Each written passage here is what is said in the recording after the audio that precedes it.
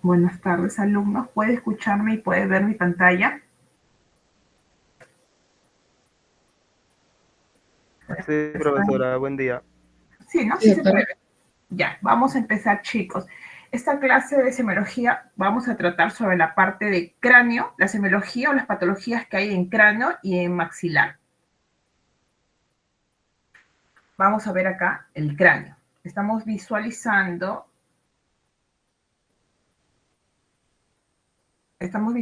los huesos del cráneo, ¿no? En el hueso del cráneo tenemos los huesos, el hueso frontal, el hueso parietal, el hueso occipital, el hueso temporal, el hueso esfenoidal, el movidal. Y en la parte de macizo facial tenemos algunos huesos que vendrían, acá estamos visualizando el hueso nasal, que no hay que confundirnos con la parte de tabique nasal, que en el hueso nasal tenemos dos, el hueso malar, o también llamado arco cigomático, el maxilar superior, el maxilar inferior o mandíbula. Y en la base del cráneo, mirándolo en este caso como si fuese un corte axial o mirándolo de arriba para abajo, tenemos el hueso frontal, el hueso etmoidal, acá como si fuese unas alas, así como si fuese una mariposa o murciélago, tenemos el esfenoidal, tenemos el hueso temporal y acá tenemos el hueso parietal y el occipital.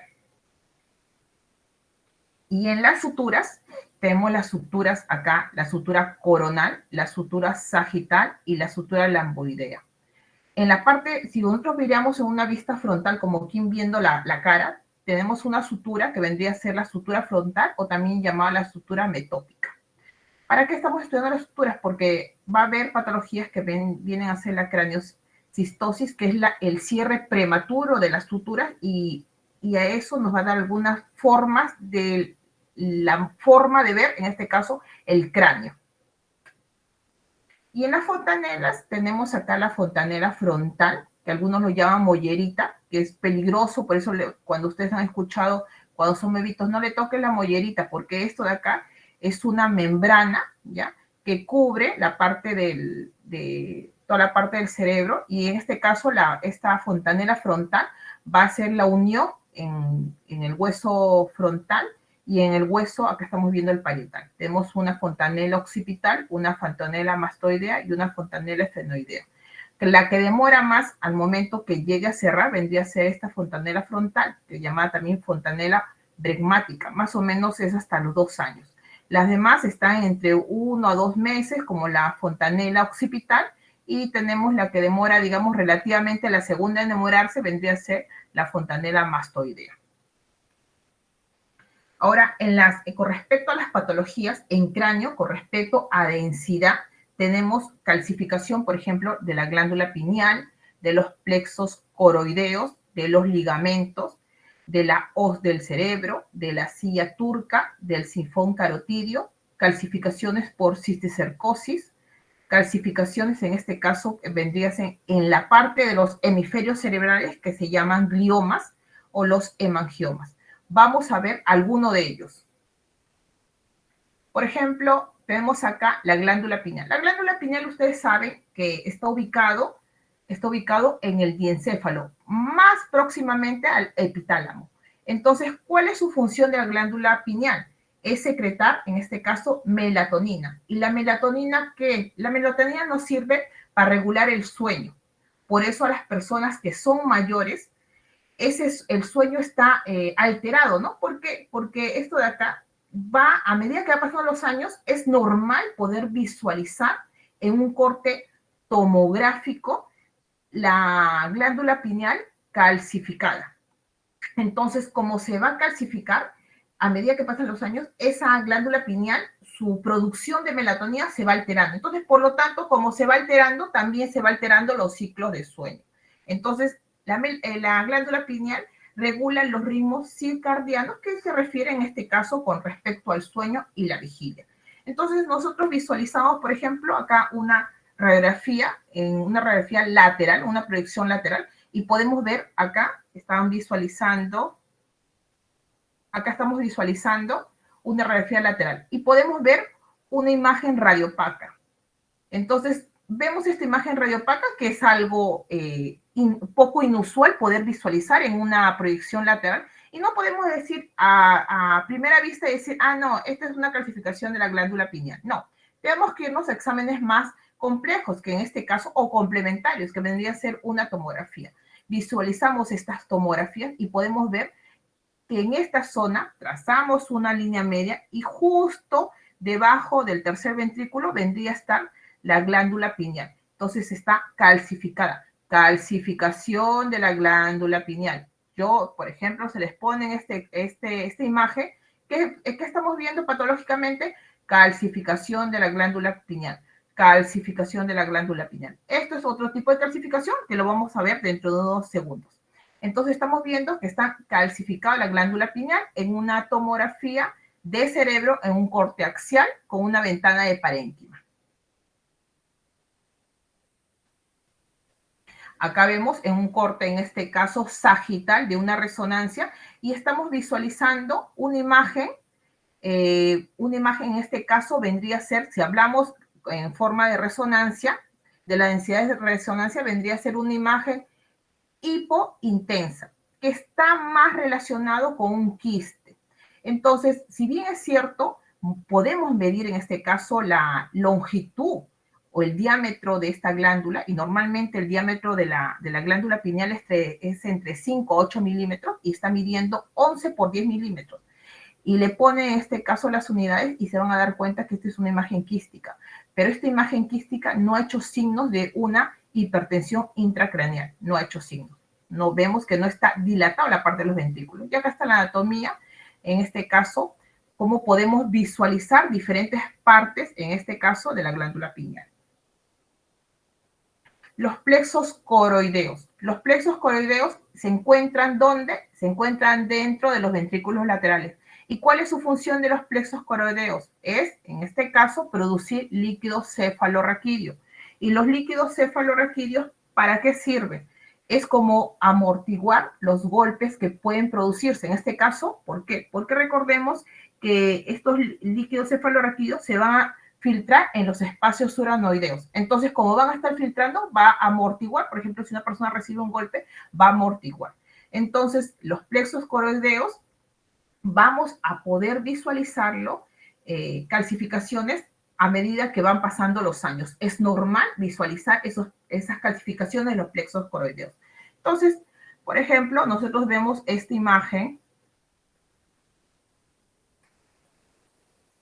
Nosotros podemos ver esta imagen y vemos calcificación de quién. Vemos la línea media terminando casi en el medio, calcificación de la glándula pineal. Podemos visualizar que a los costados, acá estarían los ventrículos laterales, y estamos viendo que están calcificados los ventrículos, la parte de los ventrículos laterales, que vendrían a ser exactamente los plexos coroideos.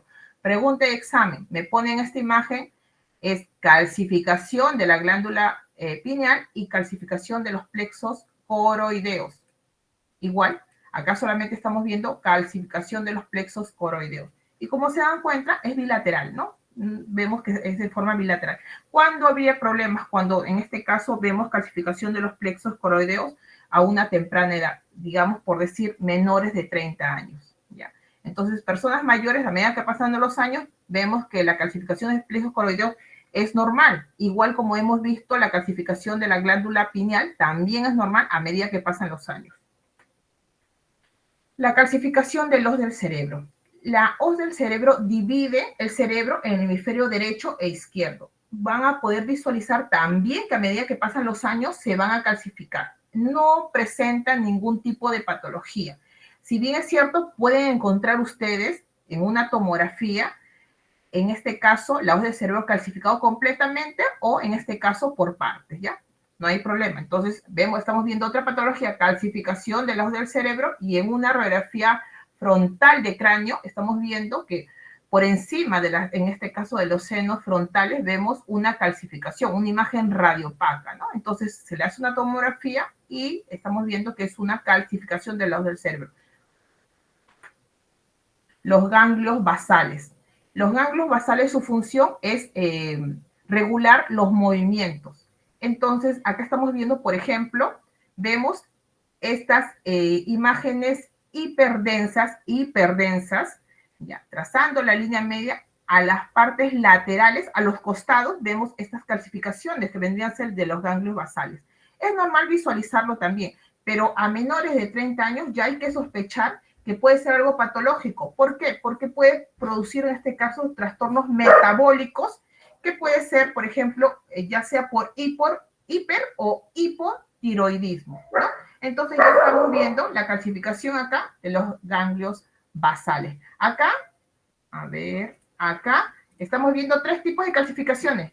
Calcificación de los ganglios basales, calcificación de la glándula pineal y calcificación de los plexos coroideos. Acá visualizamos la silla turca, ¿no? Estamos viendo acá la silla turca. Acá vemos la silla turca. En un corte sagital de una tomografía, una ventana ósea, podemos visualizar acá la silla turca. Acá estaría más o menos, si nosotros vemos en una ventana parenquimal de cerebro, podemos visualizar acá que estuviera la glándula pituitaria. Y vemos acá la apófisis clinoides posterior y acá estaría la apófisis clinoide anterior. No visualizamos ninguna línea que una ambas apófisis. Normalmente se debe visualizar de esta forma. Ningún ligamento que junte en este caso ambas hipófisis, ¿ya? Ambas apófisis. Pero ¿qué pasa si nosotros en una radiografía podemos visualizar como que la silla turca, la parte de las apófisis se estuvieran cerrando? Entonces, en este caso es calcificación del ligamento interclinoideo.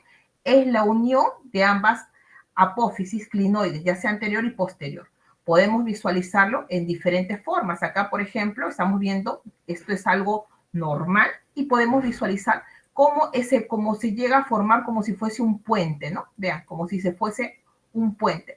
En este caso, ya, cuando ustedes vean calcificación del ligamento interclinoideo, que es una línea que une, un ligamento que une ambas apófisis, se podría sospechar de un carcinoma de células basales nevoides. ¿Ya, chicos? Entonces estamos viendo diferentes tipos de calcificaciones dentro del cerebro. Esto de acá de cisticercosis, la cisticercosis es, en este caso, es una infestación de la tenia. ¿Qué pasa acá? ¿Cuál es el ciclo? En este caso, un animalito como el cerdo está contaminado o está infectado de esos parásitos. Al chanchito le hacen un tipo ya sea de alimento, pero de repente no lo llegan a freír bien y por lo tanto esos huevecillos siguen vivos. La persona lo consume, lo llega a consumir y ¿qué pasa? Pasa por el sistema digestivo, pasa en este caso por el esófago, el estómago y en la parte del intestino, la tenia se llega a adherir, o esos huevecillos se llegan a adherir, pero sobre todo la parte de la cabeza, que vendría a ser la parte llamado escolex, se adhiere hasta que llega a formar la tenia adulta, que más o menos aproximadamente es de 2 a 3 meses para que llegue a crecer esa tenia. Entonces, cuando llega a crecer esa tenia, ¿qué va a desprender? Va a desprender huevecillos. Y esos huevecillos, la persona lo va a defecar.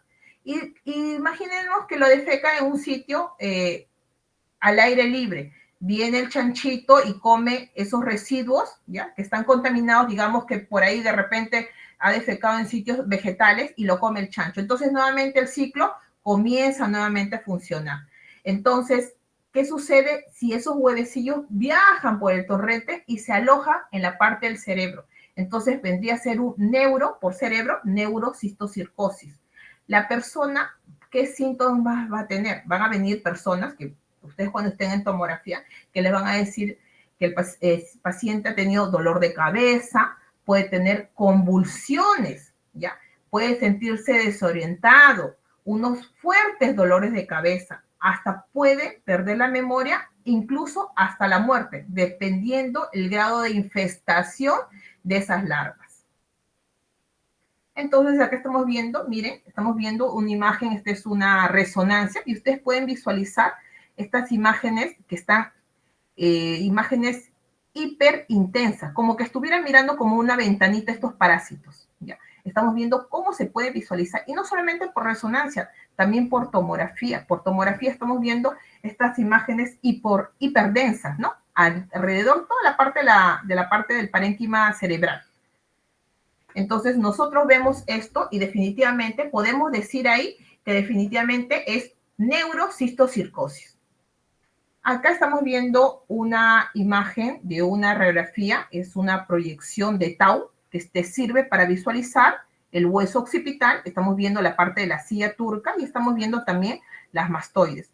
Y vemos en la parte occipital múltiples imágenes, acá estamos viendo múltiples imágenes que están infectados, en este caso la parte del cerebro, ¿no? Estamos viendo imágenes radiopacas en esa zona, múltiples imágenes radiopacas que, si le preguntamos al paciente, van a caer con la sintomatología de dolor de cabeza, hasta incluso convulsiones, definitivamente, en ese tipo de pacientes. Acá, miren, acá está, este es un caso que ustedes lo pueden revisar en internet. Este es un paciente joven que venía por dolores de cabeza. Le hicieron la resonancia y no solamente está infectado en el cerebro, sino también estaba en la parte de los músculos, también está infectado de esas larvas. A ese tipo de pacientes, cuando la parte de las larvas se comienzan a morir, digamos, las larvas, ¿qué va a producir? Va a producir una inflamación. Por lo tanto, el paciente, esa inflamación, si sigue creciendo, múltiples larvas comienzan a seguir muriendo, se van a comenzar a inflamar el cerebro. Entonces, le tienen que dar a estos pacientes dexametasona para tratar de disminuir la inflamación. Pero como ya esto es una infestación muy compleja, porque estamos viendo que está casi infectado toda la parte del parénquima, definitivamente este tipo de parásitos, y viendo esta imagen, no son compatibles con la vida. El paciente llega a fallecer. Acá también estamos viendo, ¿no? Les digo, en este caso está en una fase activa. ¿Por qué activa? Porque estamos viendo que la parte alrededor, ¿ya? De esto de acá, no está en forma, si hablamos en este caso en rayos X, no está radiopaco. Y si hablamos tomográficamente, no están hiperdensas, ¿ya? No está hiperdensa, por lo tanto está en una fase activa. Acá es un paciente que sufría de cefaleas también, le hicieron una radiografía para ver, en este caso de silla turca, y han visto acá una calcificación, ¿ya? Acá sí estamos viendo una calcificación, todo cerrándose, en este caso todo el contorno está calcificado. No podemos decir, viendo esta imagen, que por más que el paciente nos diga la sintomatología de cefalea, que podemos decir, no, este paciente tiene neurocitocircosis, porque tendríamos que hacer otros exámenes más. Pero sí podríamos sospechar, más con los antecedentes que el paciente les está dando, podríamos sospechar que esa calcificación y esa cefalea es porque tiene este paciente, podría ser un neurocistocircosis. Le hacen una tomografía y pueden en ese caso validar ese diagnóstico. Y los gliomas. Los gliomas es una multiplicación de células que pueden comenzar ya sea en el cerebro o en la médula espinal. Entonces, son células gliales y esas células gliales van a rodear, ¿qué? Van a rodear todas las células nerviosas. Pero, ¿qué sucede si esas células gliales comienzan a multiplicarse muy rápidamente? ¿Ya? Entonces, si van a multiplicarse rápidamente, van a formar un tumor y dependiendo de la zona donde llegue a formarse, por lo tanto van a formar una presión intracraniana. Entonces, dependiendo dónde estén, ya sea en el meningioma, astrocitoma, cambian el nombre, ¿no? Meduloblastoma. Algunas pueden ser benignas y algunas pueden ser malignas, dependiendo. Como ya saben ustedes siempre, para que ustedes digan que algo sea maligno o benigno, vendría a ser en este caso la biopsia. Las radiografías, las tomografías, la resonancia y todos los exámenes de radiodiagnóstico te pueden decir imágenes que podrían ser malignas, o en este caso son los rasgos radiológicos que te pueden dar algo para algo benigno o maligno. Pero el único que te puede decir definitivamente es algo benigno o maligno vendría a ser la biopsia. Entonces, acá vemos un craneofaringioma, que es un tipo de glioma. En este caso, el craneofaringioma, vean, estamos viendo una radiografía lateral, más que todo una de silla turca, y estamos viendo acá la silla turca, ¿no? Y acá estamos visualizando la apófisis, en este caso clinoide posterior, y este es el anterior. Por encima de la glándula pituitaria vamos a ver una calcificación que vendría a ser una imagen radiopaca. Si vemos una imagen radiopaca por encima de la silla turca, podríamos sospechar de un craneofaringioma, que son tumores benignos. ¿Ya? ¿Y por qué se forman? En este caso se forman por restos embrionarios que van a viajar ¿de dónde? De la faringe hacia el cerebro. Entonces, acá, por ejemplo, estamos viendo un craneofaringioma, pero calcificado. Acá vemos como si fuese una imagen quística, ¿ya? Una imagen quística, porque estamos viendo este lado, si bien es cierto, la parte de la corteza es una imagen, viendo en resonancia, es una imagen hiperintensa, pero la parte interna es una imagen hipointensa. Entonces, es un poco más compatible para quién, es un poco más compatible para un quiste. Acá, por ejemplo, es una imagen lobulada que tiene varios lóbulos que está comprimiendo el tercer ventrículo, pero no forma, en este caso, por más que comprima el tercer ventrículo, no estamos viendo que hay una dilatación de los ventrículos laterales. Entonces, acá está haciendo captación de medio contraste porque en esta resonancia han utilizado el gadolíneo para ver ese cráneo faringioma. Y los angiomas venosos, hay un signo cuando vemos un tipo de angioma que vendría a ser una malformación vascular, más que todo es una dilatación de pequeños vasos, ¿ya? Y esa dilatación van a formar una masa, como estamos viendo en esta zona, y se van a llamar angiomas. Hay una malformación vascular llamada leptomeningias, ¿ya? ¿Qué son las leptomeningias? Recordemos que esa malformación vascular de las leptomeningias vendría a ser de las capas del cerebro. Las dos últimas que vendrían a ser la aracnoides y la pía madre. ¿Qué va a haber? Va a haber esa malformación. ¿Y qué va a suceder?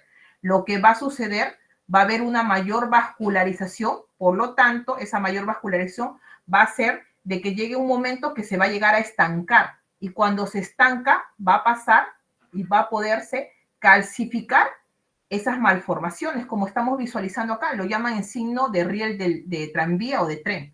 Estamos viendo como unas líneas, ¿no? Unas líneas, esto de acá como si fueran circunvalaciones que se van a calcificar. Ninguno de estos exámenes tiene contraste, porque uno podría sospechar, no, acá le han hecho una tomografía y es con medio de contraste y este tumor está captando el contraste. No, son sin contraste. Acá, paciente de 10 meses de edad, en este caso la paciente sufría de convulsiones, le hacen una tomografía a los 10 meses de edad a la bebita, pero no encuentran nada patológico, todo normal. Le hacen después a los 4 años y ya están viendo unas imágenes radiopacas. Sigue el seguimiento a los 9 años y están viendo que esa imagen radiopaca, en este caso por tomografía, vendría a ser esas imágenes hiperdensas, ha comenzado a crecer. Y más que todo, cuando hablamos de los angiomas lentomeningios, afecta la parte occipital y también afecta la parte parietal. ¿Ya? Entonces estamos viendo a este paciente, a medida que van pasando los años, veamos que esas calcificaciones comienzan a aumentar. Entonces, como hemos dicho, ¿no? Es una alteración, en este caso, del drenaje venoso. Entonces va a haber un exceso, una hipervascularización venosa. Y al final, como se van a llegar a calcificar, va a producir atrofia del lado o del hemisferio que va a tener el angioma leptomeningio. Recordemos que los angiomas más que todo son unilaterales, o sea, afecta un hemisferio. Acá estamos viendo, vean estas calcificaciones en el lado derecho del hemisferio. Y acá, si bien es cierto, parece que estuviera en todo el cerebro, pero vemos que en este caso es una radiografía lateral, ¿no? Como en vías de tren. Son calcificaciones, ¿ya? Son angiomas. Entonces, en las densidades vamos a seguir viendo imágenes hiperdensas o imágenes, en este caso, radiopacas, ya sea por neurinoma del acústico, una mastoiditis, un osteoma, que es un tumor benigno, o una sinusitis. Por ejemplo, un osteoma, hemos visto en este caso cuando hicimos las reacciones periósticas en las primeras clases, recuerdan ustedes que las reacciones periósticas benignas, ¿qué se hacía? El hueso comenzaba a proliferar, pero lentamente. Si comenzaba a proliferar lentamente, era una reacción benigna de forma sólida, ¿se acuerdan? ¿Por qué? Porque se cerraba totalmente. En cambio, si hacía en forma, digamos, exponencial, ¿qué sucedía? Podía suceder el signo del triángulo de, ¿se acuerdan, chicos? ¿Están ahí? ¿Alumnos están ahí? ¿Se acuerdan las reacciones periósticas, las patológicas?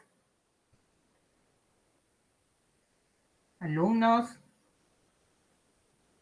Esa que era forma triangular, aros de Sí, cebolla, Sí. Así es, Pero raíz, sol. el que formaba exactamente forma triangular, ¿qué era? El triángulo de Cotman. Muy bien, el triángulo de Corman. Pero recordemos que eso era cuando era en forma, en este caso, exponencial, porque no daba el tiempo del hueso, digamos, que se llegue a unir. Entonces, definitivamente, ese era un tipo de tumor maligno, ¿no? Esas reacciones periósticas. Pero las reacciones periósticas que se forman lentamente, va a formar, ¿qué? Un osteoma. Estamos viendo, miren este osteoma en la parte frontal, ¿ya? Y este osteoma en la parte occipital, justo en la protuberancia, occipital. Entonces, son tumores benignos, por lo tanto, no van a producir mayor incidencia, ninguna metástasis, que lo podemos visualizar ya sea en el cráneo, ya sea en la cara. Recordemos, osteomas son, en este caso, formaciones de tejido óseo maduro, y en este caso son benignos, de crecimiento lento. La reacción perióstica es lenta. Y la mastoiditis. ¿Cuáles son los síntomas que nosotros vamos a ver para que digamos que un paciente tiene mastoiditis? Primero, ¿cuáles son los síntomas? Si levantamos el pabellón auricular, vamos a ver una gran protuberancia y va a estar con dolor el paciente. Si lo tocamos, va a tener dolor, va a tener fiebre porque va a ser una infección. Puede llegar a haber segregaciones, en este caso, ¿no? Secreciones purulentas. Le hacemos a este paciente una tomografía. En este caso, tendría que ser una tomografía de conductos auditivos internos. Esta es una tomografía de conductos auditivos internos. Y siempre ustedes tracen una línea media y comparen el lado izquierdo con el lado derecho. Ustedes van a ver que acá están las celdillas mastoideas. Las celdillas mastoideas tienen que estar llenas de aire. En este caso tienen que estar neumatizadas, llenas de aire. ¿Qué pasa si yo veo que no están neumatizadas? Que no veo en esta imagen, en este caso, que vemos imágenes hipodensas, vemos lo contrario, imágenes ya sea iso o hiperdensas. Entonces, vamos a sospechar que acá hay contenido líquido en esta zona, en la parte de las mastoides. Entonces, por lo tanto, vendría a ser una mastoiditis. Ya, una mastoiditis. Acá dice otomastoiditis con esclerosis. Esclerosis es infección a nivel de la mastoides derecha. Siempre comparamos lado derecho y lado izquierdo. Y acá, en esta tomografía de conductos auditivos internos, no solamente vemos que no están neumatizadas, sino que hay destrucción de esas trabéculas mastoideas. Entonces, en este caso la mastoiditis, ¿ya? No solamente va a producir, en este caso, infección. Esa infección puede llegar a tal grado que en este caso, puede haber destrucción de esos huesecillos. Seguimos avanzando, chicos. Acá vemos una tomografía también de conductos auditivos internos, pero estamos visualizando, por ejemplo, a ver, acá visualizamos, por ejemplo, vean, tenemos en este caso en el oído, tenemos tres partes, ¿verdad? Que se divide el oído externo, medio e interno. Si nosotros vamos a ver primero acá, trazo una línea media, comparo el lado izquierdo con el lado derecho. Acá están las celdillas mastoideas. Yo veo una buena neumatización de las celdillas mastoideas. Comparo el lado derecho, vean, no están neumatizadas, están llenos de líquido. Por lo tanto, mastoiditis del lado derecho. Ahí vamos uno. El segundo, estoy viendo, acá vendría a ser más o menos, acá está viendo el pabellón auricular, y lo primero que vamos a ver, en este caso en el oído, va a ser la primera porción, que vendría a ser el oído externo. El oído externo hay supuración, porque este canal debería estar abierto como estamos viendo acá. El pasaje debe ser libre, como visualizamos acá en esta zona. Un libre pasaje, que acá va a estar la membrana timpánica. Pero acá estamos visualizando que la entrada principal, que vendría a ser el oído externo, está lleno de líquido. Seguimos entrando y vamos a entrar al oído medio. En el oído medio también hay líquido, por lo tanto hay una otitis media, hay una mastoiditis del lado derecho y también vemos que está afectado el oído externo. ¿Ya? Entonces, si les ponen en este caso, el examen, patologías, ustedes tienen que visualizar y trazar una línea media y ver siempre el lado izquierdo con el lado derecho y ver si hay similitudes o no, y dependiendo de eso, poner el nombre. la sinusitis. Sinusitis es inflamación, en este caso de los senos paranasales, que sabemos que tenemos el seno frontal, el seno etmoidal, el efenoidal, los senos maxilares. Entonces, puede haber una sinusitis aguda que sin ningún tipo de tratamiento se puede solucionar. Pero también hay sinusitis, en este caso crónica, que van a requerir tratamiento, en este caso antibióticos. ¿Por qué? Porque se van a llegar, en este caso, a infectar. Lo que va a producir el paciente va a producir un montón, va a segregar un montón de líquido, ¿ya? En este caso de moco, y lo que va a producir en este caso, como va a seguir segregando moco, se van a llenar en la parte ya sea en los senos frontales, en los senos maxilares, y lo que el paciente va a tener es dolor, ¿ya? Un dolor de cabeza. Entonces, lo que nosotros vamos a visualizar es de esta forma. Miren, chicos, esta es una tomografía, esta es una radiografía, ya. Vamos a ver en los próximos capítulos en radiodiagnóstico las proyecciones para ver senos paranasales. Acá vemos dos proyecciones que son las clásicas. Esta es una proyección de Caldwell, ¿ya? De Caldwell, y esta es una de Batter. La de Caldwell nos sirve para ver ¿qué? Nos sirve para ver los senos frontales. Acá están los dos senos frontales. Entonces, estamos viendo las órbitas, y acá estamos viendo, acá debería estar más o menos el maxilar, en este caso el seno maxilar derecho y el seno maxilar izquierdo. Pero no podemos visualizarlo bien los senos, en este caso maxilares. ¿Por qué? Por este huesecillo que vendría a ser el reborde petroso.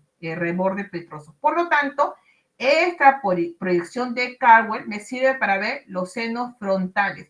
Yo visualizo y comparo el lado derecho con el lado izquierdo. ¿Dónde veo más? En este caso, la imagen que es más radiolúcida del derecho a izquierdo. Yo comparo, yo veo en este caso el seno frontal izquierdo radiolúcido. Todo lo contrario con el lado derecho, que está más radiopaco. Por lo tanto, yo podría decir que hay una, en este caso, una sinusitis, o podría decir su nombre en caso radiológicamente, hay un velamiento del seno frontal derecho, un velamiento del seno frontal derecho. Y si me voy más allá, podría ver que acá, miren, acá está más radiolúcido y acá está más radiopaco. Entonces, acá me hace sospechar que hubiese algo en este seno maxilar. Bueno, vamos a ver y vamos a tomarle una proyección de Batter.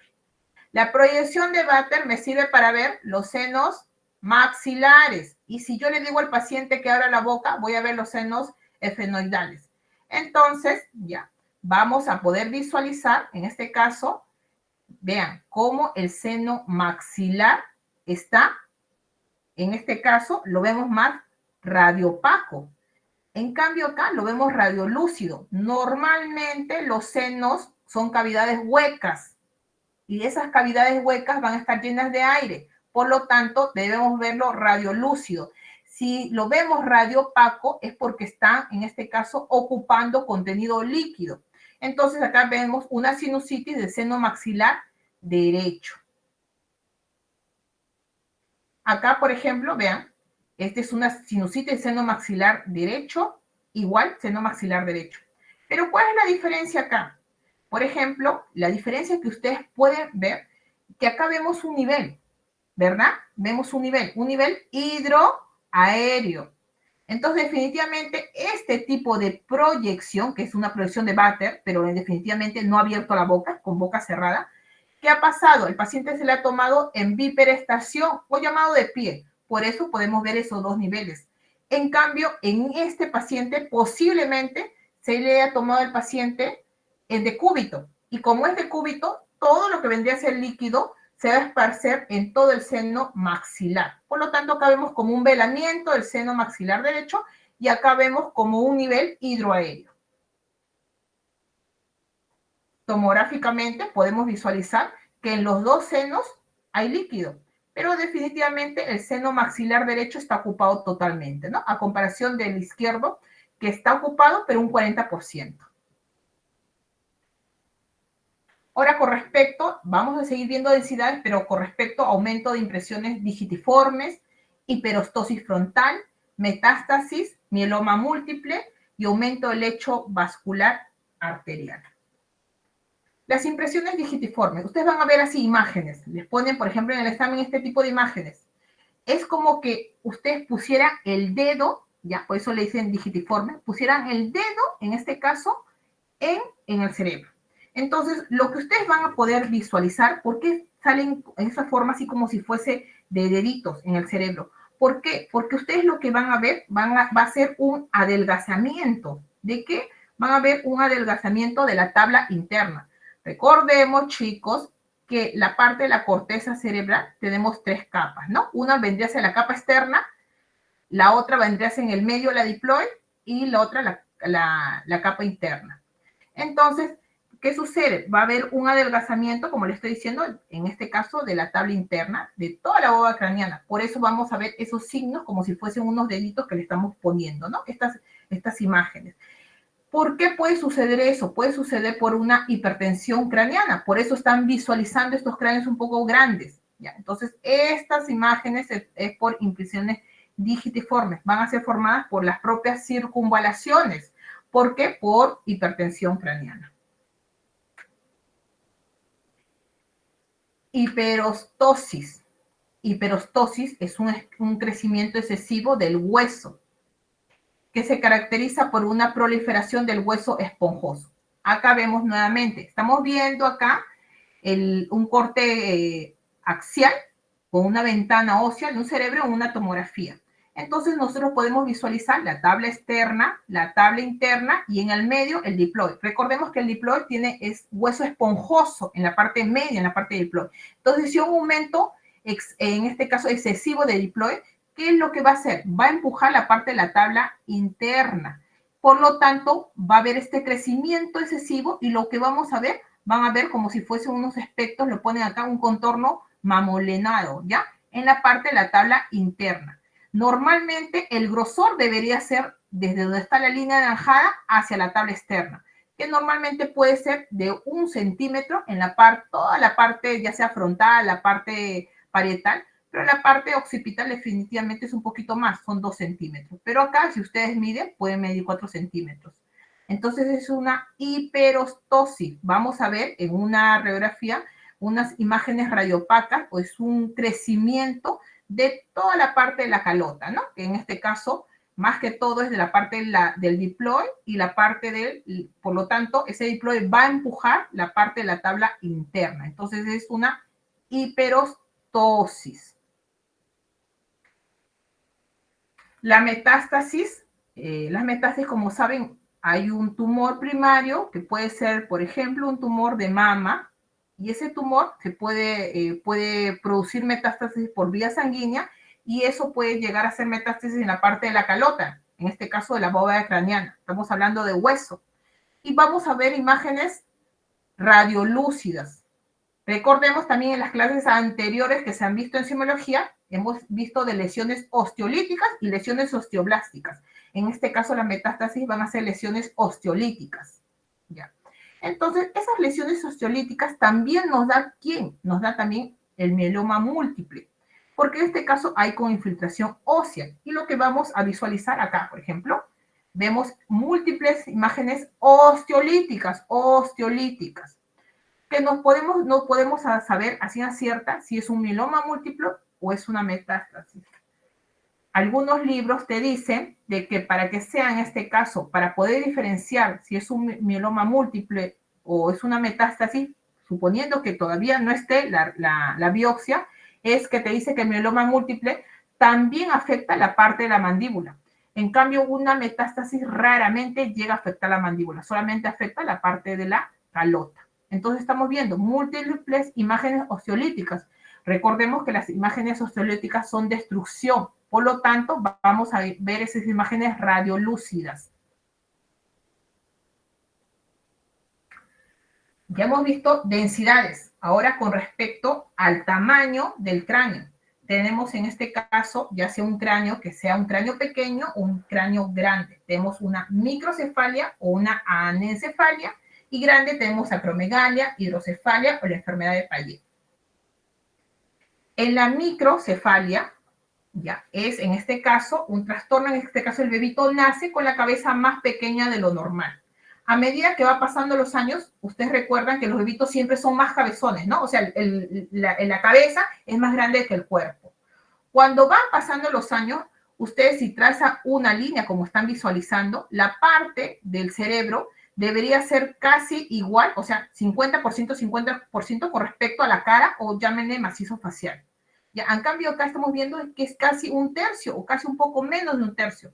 Por lo tanto, este paciente tiene una microcefalia. Va a tener un problema de desarrollo, ¿no? En este caso también puede ir acompañado de un problema de desarrollo, en este caso cognitivo. Y anencefalia es la ausencia ya sea de una parte del cerebro o también la parte de la calota. ¿Qué quiere decir? La parte que va a cubrir toda la parte del cráneo. Entonces, en este caso, es un defecto ¿de quién? Del tubo neural. ¿Por qué? Por un cierre, en este caso, es por una falta de cierre, ya no se cierra por completo ese tubo neural. Entonces, esa falta de cierre lo que va a producir es que el bebé nazca con una ausencia de una parte del cerebro o de repente no nazca toda la parte de la calota. Entonces, este tipo de patologías no son compatibles con la vida. El bebito llega a nacer y a los pocos, ya sea minutos, horas, fallece. Ahora, hidrocefalia. Hidrocefalia es que es una dilatación ¿de quién? De los ventrículos. Por lo tanto, esa dilatación va a producir ¿qué? Una presión en el cerebro. Entonces, hemos dicho, por ejemplo, ¿quiénes son los que producen en este caso el líquido cefalorraquídeo? Recordemos que son los plexos coroideos. Entonces, normalmente forma en este caso ese líquido cefalorraquídeo va a pasar del tercer ventrículo al cuarto ventrículo. ¿Por qué?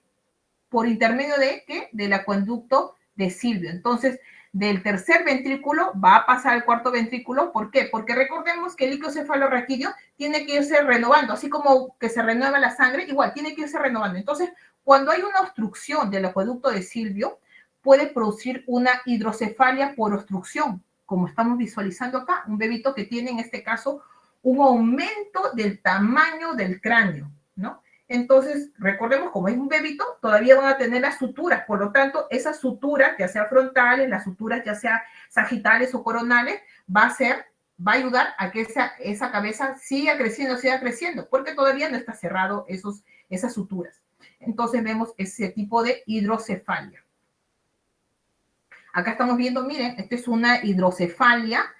Vemos un aumento tamaño, un gran tamaño de los ventrículos. Entonces, en ese caso, a esos pacientes le tienen que poner una válvula y esa válvula tiene que drenar a través tiene que llegar a la parte del abdomen, a pasar por el cuello y va a drenar en la parte del abdomen para tratar de descomprimir esa hidrocefalia. Acromegalia. Acromegalia viene en este caso, hay un trastorno de la glándula pituitaria. La hipófisis es el encargado de producir la hormona de crecimiento, pero a veces se ve alterada por esta enfermedad que vendría a ser la acromegalia. ¿Y cómo vamos a ver? En este caso, los signos que ustedes van a visualizar de una persona son unos rasgos, en este caso, la mandíbula prominente, una nariz también, en este caso, agrandada, con porosidad. Crecimiento de las manos, no solamente de las manos, sino también de los pies, van a ver crecimiento de las manos. Lo que van a ver es un engrosamiento de los párpados, separación de los dientes y una lengua prominente. También radiológicamente podría estar, en este caso, un agranamiento de los senos paranasales, sobre todo del seno frontal. Acá estamos viendo, ¿no? Estamos viendo acá un agrandamiento del seno frontal y también podemos ver comparado un paciente, digamos, estamos viendo con acromegalia y un paciente normal. Vemos un incremento a la falange. Y la enfermedad de Payet. La enfermedad de Payet, lo que va a haber en este caso, van a haber lesiones osteolíticas y lesiones osteoblásticas. ¿Qué quiero decir con esto?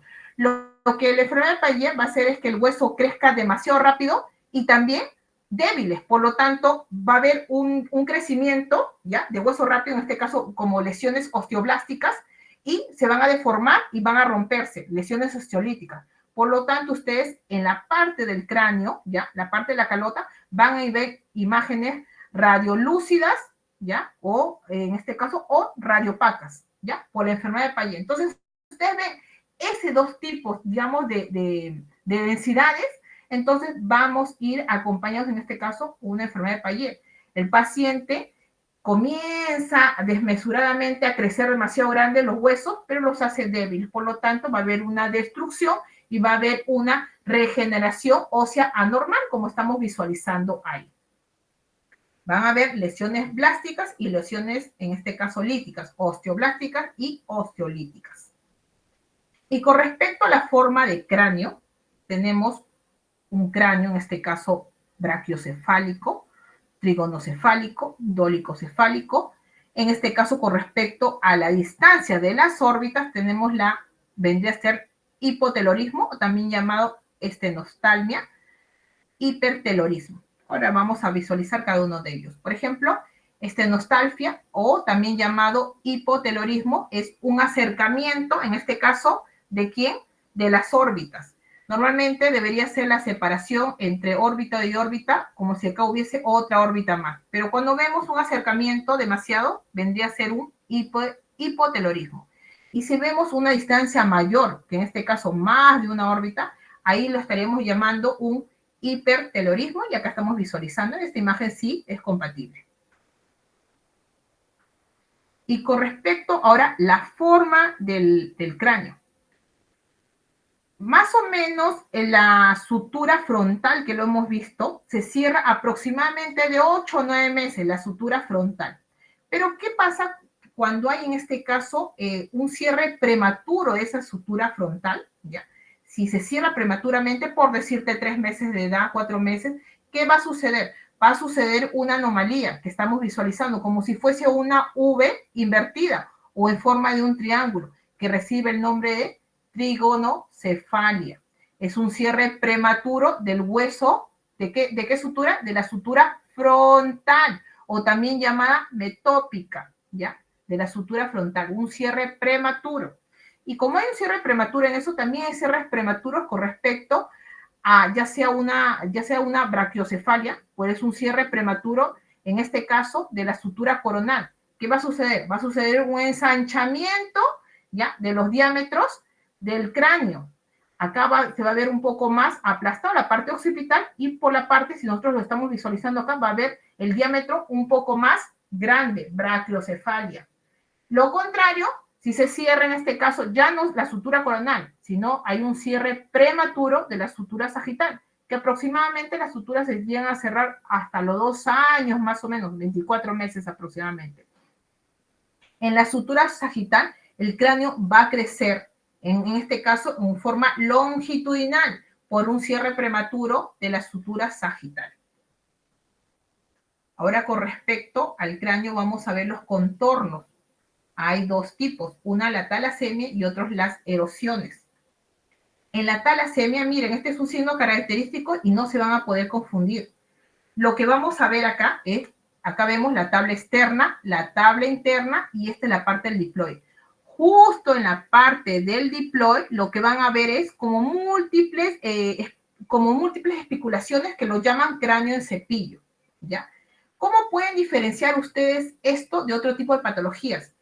Que lo van a ver en forma uniforme, la parte frontal, la van a ver la parte, en este caso, parietal, pero respeta la talasemia, respeta la parte occipital. ¿Qué quiero decir con esto? Que la parte occipital no llega a ver ese signo de cráneo en cepillo. Entonces, este tipo de, en este caso, la talasemia, puede ser por un tipo de anemia hemolítica. Son pacientes que tienen los síntomas que van a venir con fatiga, debilidad, palidez, y su crecimiento de esos pacientes es un crecimiento lento. Le hacen un examen de hemoglobina y su hemoglobina en este caso va a estar disminuido, ¿ya? Es por un tipo de anemia hemolítica. Y las erosiones son la destrucción de la tabla externa. Van a ver estas imágenes radiolúcidas, erosiones de la tabla externa.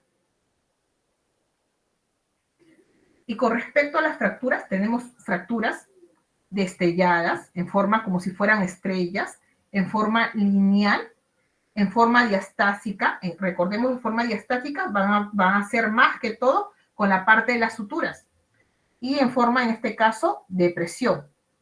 Vamos a ver cada una de ellas. Una fractura lineal. Vemos acá, vean. Esta es una imagen, ¿ya? En línea recta es una fractura lineal. Este paciente, si en caso no tuviese ninguna sintomatología, ¿qué quiere decir con esto? El paciente se ha caído, le toman una radiografía y ven esta imagen, en este caso radiolúcida, y le hacen una tomografía, y acá estamos en una 3D de cráneo, vemos esta imagen, pero tomográficamente hacemos los cortes, en este caso parenquimales del cerebro, pero no vemos ningún hematoma. Y el paciente está lúcido, no vomita, no está desorientado, entonces lo que se le puede hacer a ese tipo de pacientes es hacer solamente un seguimiento, solamente observarle al paciente. Si el paciente no recibe, en este caso, mejor dicho, no tiene ninguna otra sintomatología, se le deja al paciente ahí, no requiere ningún tipo de tratamiento, como estamos viendo ahí. Pero en cambio, las fracturas con diastasis son fracturas que sí son más comunes, en este caso en niños o en bebés recién nacidos o de 1 año, 2 añitos. ¿Por qué? Porque las fracturas con diastasis es diastasis separación de las suturas. Entonces, esas suturas lo vamos a ver mucho más grande de lo normal. Son pacientes que se han caído y justo se caen y se llega a abrir que las partes de las suturas, ya puede ser una sutura, en este caso frontal, una sutura, en este caso coronal, sagital, lamboidea, ¿ya? Entonces, ese tipo de fractura se da más que todo en bebés o en niños, pues, ¿no? De 1 o 2 añitos. Le hacen una tomografía, si no ven compromiso parenquimal, ¿ya? Igual, se le puede hacer un seguimiento. Pero sí, las fracturas por hundimiento, en este caso alguien, por ejemplo, le ha tirado un objeto y le cae al paciente o un accidente de tránsito, ¿qué va a suceder? Que toda la parte de la calota se va a hundir y se va a meter para la parte del parénquima cerebral. Y más que todo, una parte del hueso puede ingresar al parénquima. Entonces, definitivamente, este tipo de fracturas necesita, ¿qué necesita? Un tratamiento quirúrgico. Como han sacado este huesecito de la calota, lo han sacado y lo ponen en su lugar, siempre va a entrar un poco de aire. Ven, no sé si logran ustedes visualizar estas imágenes que vendrían a ser como burbujitas de aire, ¿ya? Esto vendría a ser neumoencéfalo, aire en el cerebro. Y la fractura basilar sí es un tipo de fractura que puede el paciente llegarse a morir. ¿Por qué? Porque la fractura basilar es una fractura de la base del cráneo. Entonces, en la base del cráneo hemos visto que hay un montón de huesos que están comprometidos. En este caso, vemos en un corte sagital, en este caso de una tomografía, vamos a ver que estamos viendo, en primer lugar, estamos viendo, esto vendría a ser la calota, ya, la parte frontal, y acá, justo terminando la parte frontal, vemos el seno frontal. Y en el seno frontal, a ver, ¿ya? Estamos viendo que está fracturado, vean. Entonces, hemos dicho que los senos frontales, bueno, los senos paranasales, tienen que estar llenos de aire. No debemos ver cavidad, en este caso líquido. Como ha sufrido una fractura, lo que vamos a ver es que ha entrado, en este caso, sangre, este es hemorragia. Y no solamente la hemorragia está ahí, sino también podemos visualizar que se ha fracturado la base del cráneo. ¿Y ha entrado aire dónde? Ha entrado aire en el cerebro, por lo tanto es un neumoencéfalo. Vemos que también está la parte del esfenoides, también está comprometido con sangre. Podemos seguir visualizando y hay múltiples fracturas. ¿El paciente cómo va a venir? El paciente va a venir con el signo de Battle. ¿Qué es el signo de Battle? Ustedes levantan el pabellón auricular y lo que van a ver como una equimosis, o sea, moretón en esta zona. Los ojos se forman de mapache, también morado. El paciente le comienza a salir sangre de los oídos. Entonces, esto sí definitivamente es peligroso porque el paciente se puede morir. Más que todo también va a ver, si está comprometida la parte del hueso etmoide y el esfenoide, lo que puede ver es una fuga de líquido cefalorraquídeo. Y el paciente puede decir, uy, me está saliendo algo por la nariz, pues no, y no sabe que también le puede salir sangre, pues puede estar combinado con líquido cefalorraquídeo también. Entonces, la fractura basilar es una fractura peligrosa que puede producir la muerte al paciente. Ahora, con respecto a cara, o también llamado macizo facial, ¿ya? En las fracturas de la cara, tenemos que saber los huesecitos, ¿no? Tenemos acá el hueso nasal, en este caso el hueso palatino, el vómer, el hueso lagrimal, tenemos acá la parte de los cornetes, el maxilar superior, el maxilar inferior, también llamado mandíbula, el arco, en este caso el hueso malar o arco cigomático. Hay una clasificación para el tipo de fractura de macizo facial que se llama la fractura, en este caso, de Lefort, la clasificación de Lefort. La clasificación de Lefort clasifica en 3 partes, ¿ya? En este caso, una fractura de macizo facial. Vamos a verlo. Tenemos Lefort 1, que es una fractura en forma horizontal, ¿ya? Es una fractura en forma horizontal, que va a agarrar las apófisis pterigoides, va a pasar por encima, en este caso, de los ápices dentarios. Ápices dentarios va a pasar también por el septum nasal, Entonces, es una fractura horizontal. ¿Qué va a hacer? Que puede producir desplazamiento posterior, ¿ya? Entonces, más que todo, la parte del maxilar con la parte de mandíbula se van a ir posteriormente. Puede ver esa luxación. Entonces, el Lefort 1 es una fractura horizontal que va a empezar de la apófisis pterigoides y de ahí va a ir para la parte de los ápices, va a cruzar el septum nasal. En cambio, Lefort 2 es una fractura en forma como si fuese una pirámide. Definitivamente todos agarran las apófisis pterigoides, después va a agarrar también el puente nasal, estamos viendo también que agarra el hueso malar también, hueso malar. Entonces es una fractura en forma de una pirámide, Lefort 2. Y Lefort 3 es una fractura más compleja. ¿Por qué? Porque lo que va a hacer es una separación, en este caso la parte del cráneo con la parte del macizo. ¿Por qué? Porque está agarrando, miren chicos, está agarrando, esto hemos dicho que vendría a ser el arco cigomático, o también llamado hueso malar. Acá está agarrando la parte de las órbitas, ¿ya? Y acá estamos viendo acá los huesecitos que va a agarrar también, ¿ya? Estamos viendo que agarra toda la parte del tabique nasal, mejor dicho, del hueso nasal, pero esta fractura también puede estar arriba y agarrar no solamente la parte nasal, sino también la parte frontal, o sea, una fractura frontonasal, ¿ya? Entonces, como les digo, es una separación, en este caso, de la parte maxilar, Lefort 3, una fractura de la parte, en este caso, del macizo facial con la parte del cráneo.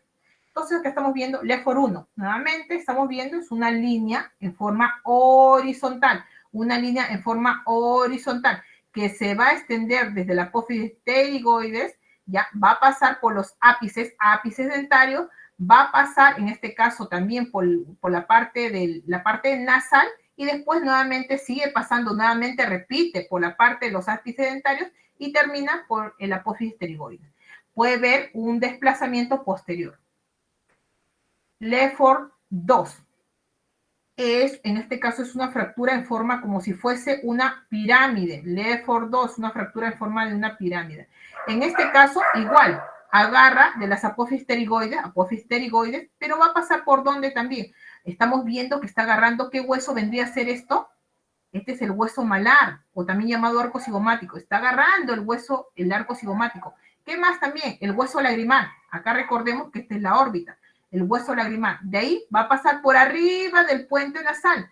Y si está agarrando la parte de arriba, también puede agarrar la parte frontal, una fractura frontonasal. Y del otro lado transcurre del mismo modo que les he dicho el lado izquierdo. Entonces, es una fractura piramidal. Y el Lefort 3, ¿ya? El Lefort 3 es una fractura en este caso que va a separar la parte de ¿qué? La parte del cráneo con la parte del macizo facial, ¿ya chicos? Entonces, en Lefort 3 estamos viendo que está agarrando todo, y estamos viendo el arco cigomático, estamos viendo que está agarrando también el hueso lagrimal, ¿ya? Y puede agarrar también, puede estar agarrando también la parte del hueso esmoides y esfenoides. Y también, como hemos visto, las fracturas basilares, ¿qué va a suceder? Puede suceder una fuga de líquido cefalorraquídeo. Por lo tanto, en este caso son fracturas, el Lefort 3 es una fractura peligrosa, porque puede suceder de que haya esa fuga, ¿ya? Y aparte hemos dicho que es una disociación ¿de quién? De la parte del cráneo con la parte del macizo facial. A ver, estos chicos, miren, yo les pongo esta imagen. A ver. Ya, les pongo esta imagen. Estamos viendo. Vean, siempre partan la parte del, ya sea cráneo, macizo facial, en dos partes, izquierdo y derecho. Vemos, acá están los senos frontales, no vemos nada. Vemos acá el reborde orbitario, ya, las órbitas, vemos. No vemos ningún trazo que me haga detener a verlo. Vamos a ver el lado izquierdo. Sigo. Y acá, vean chicos, hay como si fuese una diastasis. Es una fractura, recordemos, es una fractura de la parte frontal con la parte del hueso malar o el arco cigomático. Fractura, en este caso, del hueso frontocigomático. Fractura del hueso frontocigomático. Seguimos visualizando acá. Vamos a ver el hueso malar. Vemos, normal, no visualizo nada más. Acá, vamos a ver. Sigo, y acá vemos una imagen radiolúcida, una fractura del arco cigomático o el hueso malar. El otro, acá hemos visto el piso de la órbita, está nítido, no veo nada, ningún trazo de fractura. En cambio acá, vean cómo está abierto acá. Es una fractura del piso de la órbita. ¿Ya? Entonces, cuando les ponen en las imágenes, en los exámenes, siempre ustedes visualicen el lado derecho con el lado izquierdo y comparen. ¿Ya? Y dependiendo dónde esté la zona, es la fractura. Bueno, ya sea el examen teórico, si les ponen una imagen, ustedes pueden preguntar al profesor encargado que les amplíe para que ustedes no se confundan. Y acá, por ejemplo, estamos viendo dentro del macizo facial, los huesos, tenemos los huesos también de la nariz, ¿ya? Vendría a ser en este caso el hueso nasal. Recordemos que el hueso nasal son dos, por eso siempre cuando ustedes van a tomar huesos propios de la nariz en rayos X, tienen que tomar el lado derecho con el lado izquierdo. Entonces acá vemos una fractura, pero estamos viendo una fractura sin separación, ¿no? Estamos viendo una fractura, por ejemplo, estamos viendo una fractura en forma horizontal, ¿ya? En cambio acá no solamente está una fractura, sino hay un desplazamiento. Una fractura del tabique nasal, en este caso, del tabique nasal no, chicos, es una fractura del hueso nasal con, en este caso, estamos viendo con desplazamiento. Y acá vemos una proyección vendría a ser una proyección de Vater. Lo que estamos viendo es, trazamos una línea media y estamos viendo, estos son los huesos nasales, y acá en el medio está el tabique nasal. Trazamos una línea media y estamos viendo que el tabique nasal se ha ido para el lado derecho. Una desviación del tabique nasal para el lado derecho. Tabique nasal, hueso nasal derecho, hueso nasal izquierdo. Acá estamos viendo, acá es una proyección para ver arco cigomático, ¿ya? En este caso, en el lado derecho, el arco cigomático está fracturado. Fractura del arco cigomático del lado derecho. Acá, por ejemplo, yo me pongo a ver, divido nuevamente la parte del macizo facial en dos, derecho e izquierdo. Yo me fijo acá, está la curva normal del arco cigomático. En cambio acá, vean cómo hay como un tracito, una imagen radiolúcida, y vean cómo está arqueado. Vean, acá no visualizan esta curva normal del lado derecho. En el lado izquierdo estamos viendo como uno que estuviera fracturado. Entonces, tiene fractura del arco cigomático o llamado hueso malar. Ahora, fractura del maxilar inferior. La mandíbula tiene sus partes, ¿no? Esto vendría a ser acá la parte de la puntita, en la parte del medio de la mandíbula se llama parasínfisis o sínfisis.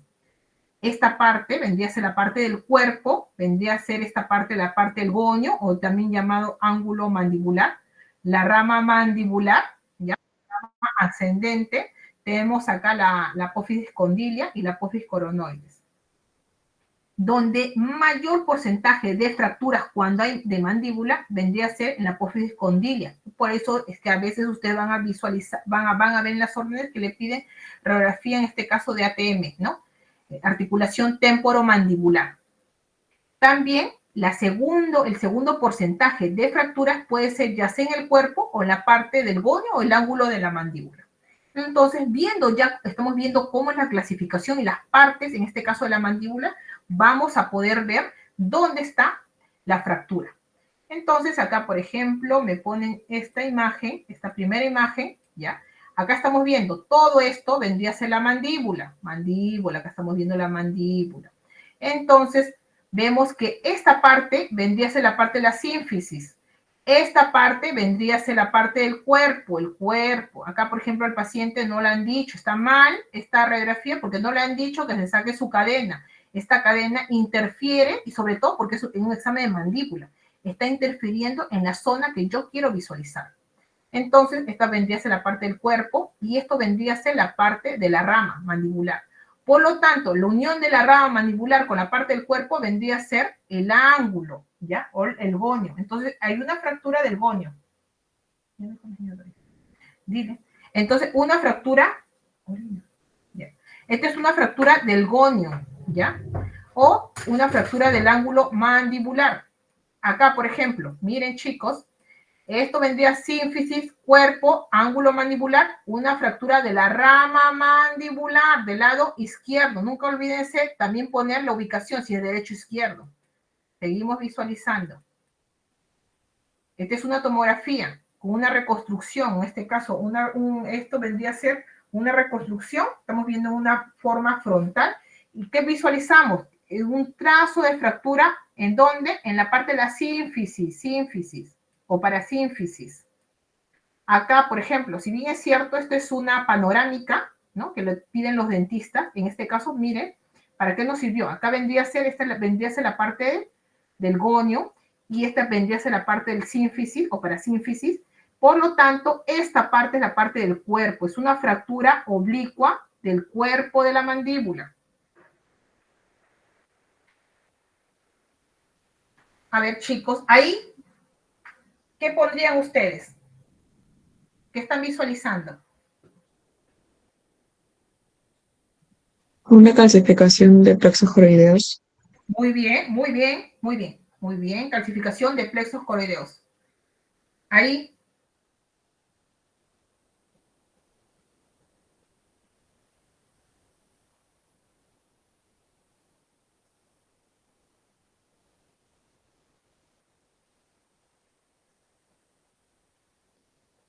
Calcificación de plexos coroideos y glándula pituitaria. no, glándula pineal. Ah, glándula pineal. Muy bien, sí. Les pongo yo en este examen calcificación. Estamos viendo dos tipos de patologías, ¿no? Calcificación de glándula pineal y calcificación de plexos coroideos. Muy bien. Aquí, Calcificación de la hoz. muy bien. Calcificación del lado del cerebro. Aquí,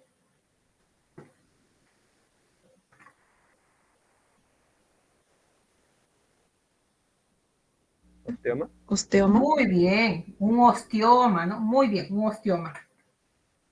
Aquí, en la primera imagen, en la imagen A. Sinusitis. Muy bien. ¿Sinusitis qué? Ah, maxilar. Muy bien. Una sinusitis maxilar derecho. Recordemos que este paciente posiblemente es un paciente de pie. Vemos un nivel, ¿no? Un nivel hidroaéreo, sinusitis maxilar, en este caso del maxilar derecho. Y acá, la ve.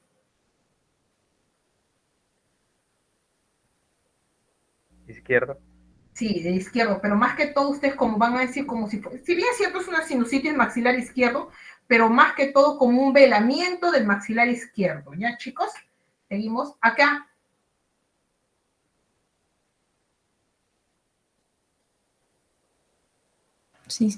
Cisticercosis.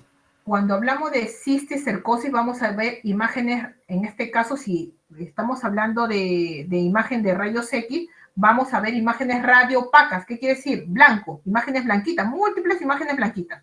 Entonces, cisticercosis ahí no podría ser. Otro tipo de patología que vamos a ver múltiples imágenes osteolíticas. Metástasis. Muy Metástasis. bien. Claro, puede ser una metástasis o puede ser un mieloma múltiple, ¿no? Pero está en ese rango. Esto de acá.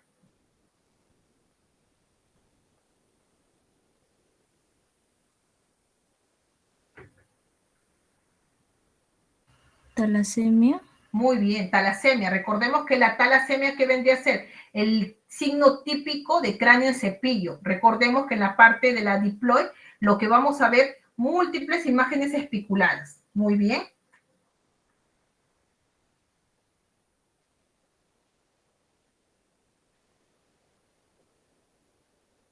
¿Qué ven ahí, chicos? Ahí justo Dime. ¿Lefort tipo 1? Muy bien. Imagen, en este caso, Lefort 1, van a ver una imagen en forma horizontal. Lefort 2 va a ser una imagen en forma, como si fuese una forma triangular. Y Lefort 3 va a pasar, el hueso malar, va a pasar la parte del hueso, en este caso también orbitario, va a pasar por la parte del esfenoides y por la parte del hemoides, y va a pasar por esta zona acá, por la parte frontonasal. ¿Ya? Recuerden, ese es Lefort 3, Lefort 3, Lefort 2 y Lefort 1. Seguimos. Acá, chicos.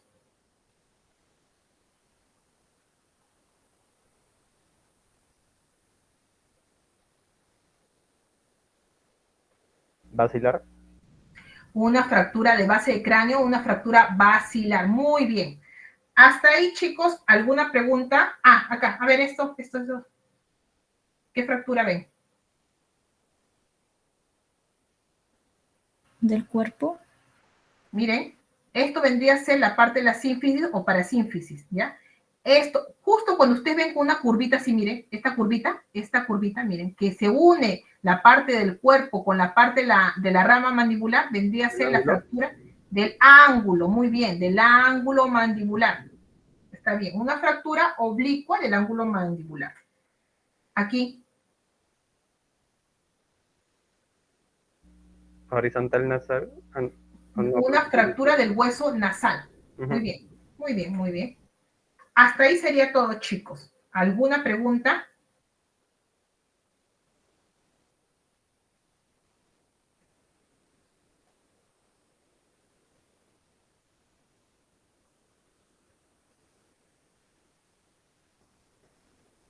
Si no hubiese ninguna pregunta, estamos terminando la clase y el día lunes, si Dios quiere, ojalá que sea así, para que puedan dar, chicos, la clase de radiodiagnóstico, que ahorita deberíamos estar empezando a ordenar el aula y los asientos para que den el examen, ¿ya? Pero en vista de la universidad que ha cerrado y aparte que mañana ya hay paro de transportistas, se está postergando. Ojalá que no se postergue mucho, porque al último vamos a llegar con el examen también de semiología, que ya se viene en un par de 2 semanas, creo, el 23 tiene el examen, o sea, le falta como exactamente 2 semanas para su examen de semiología.